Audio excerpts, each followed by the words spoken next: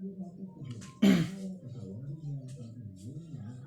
morning, sir. So, karon mag-discuss ko about sa frequency distribution table. So, ako gibuha ang example is score of receiving students and 30 items quiz. So, tara ang given nga numbers sa score sa mga students sa grade 7 and 30 items quiz. So, first, atong kwaon ang iyang range. So the formula of range is high score. So ang high score nato diri kay kuan man 28. So high score minus lowest score. So ang lowest score is 8. So ato siyang i-subtract by 20. 28 minus 8 equals to 20. So ang nakuha nato tong range nga 20. So next is determine the class interval. So kay 30 items naman natong quiz. 30 to 50 items ang class interval ana kay 7, 6, 7 o 6 or 7. Nya umulis pud sa 6 kuan siya 4, 5. So atong kuan man atong items quiz is 30 man, so atong number of interval is 6. So next is determine the size of intervals. So formula sa size of intervals is length interval equals range over number of class intervals. So ato siyang whole number. 20 over 6 is equal to 3.33, or ato siyang i-round off sa whole number is 4. So ang atong interval is length of interval is 4. So nakuha na nato ato ang mga number na kailangan. So dili na ta sa frequency table. So atong frequency table is pag na siya score, tally, frequency. So kay 30 man ang atong class of 1, 30 items 1. So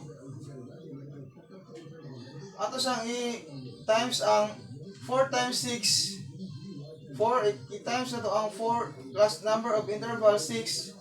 Yeah, i-times na to sa interval nga 4. 4 times 6 is equal to 24. So 30 man ka items ang quiz, 30 minus 24 is equal to 6. So 4 man nato, since nga 4 atong intervals, atong kwaon kay 7 to 10. 7, 8, 9, 10. So 4. Next, 11, 12, 13, 14. So 4 gyapon hantod 15, 16, 17, 18, 19 to 22, 23 to 26, 27 to 30. So nabantayan na to nga 30 gyapon ang atong result. Kay 30 items ang quiz. So ato na ning kwaon ang para makumpleto na nato ang tally of frequency. Atong waton is kaning 10 nabutang siya sa bilong siya sa 7 to 10. So kaning 10 isa ka tally, kaning 15 dili siya nabutang sa 15 to 18.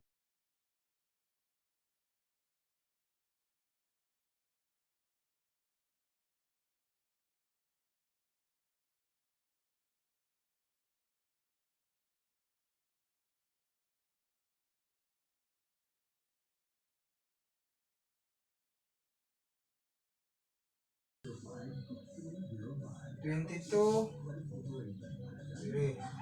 12, last is dire. So nakuha na nato ang tally. So ato na pong kuhaon is ang frequency. So ang sa frequency sa 7 to 10 nga score is 4. Diri sa 11 to 14 2, 4, 6, 6. Diri sa 15 to 18 2, 4, 6, 8, 8. Diri sa 19 to 22 2, 4, 6, 8, 10.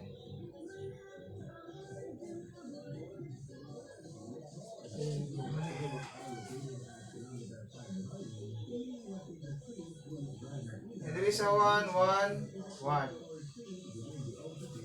So, ato na siyang itotal. 10, 4 plus 6 is equal to 10. Plus 8, 18. Plus 10, 28. Plus 1, 29. Plus 1, 30. So, equal 30 gihapon. So, mo na siya ang frequency table of distribution. Dapat makuha yun na to ang given nga item sa number basta maabot na tayo sa frequency table. So, mo ra ta sir, unta masabtan. Salamat.